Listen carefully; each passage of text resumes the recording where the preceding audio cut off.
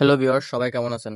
আশা করি ভালো আছেন। আজকে এই ভিডিওতে আমি দেখাবো কিভাবে আপনি আপনার ফোনের প্লে স্টোর আপডেট করে নেবেন।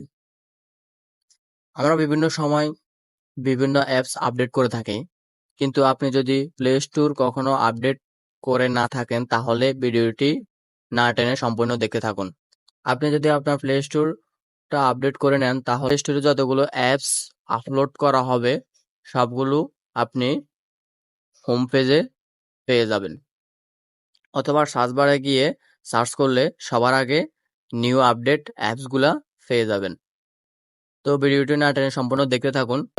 আপনি আপনার প্লে স্টোর আপডেট করার জন্য প্রথমে আপনি আপনার মোবাইলের প্লে স্টোরে চলে যাবেন।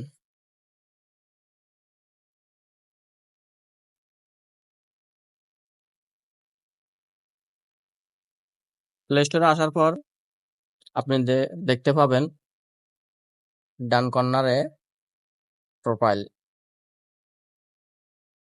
Profile logo.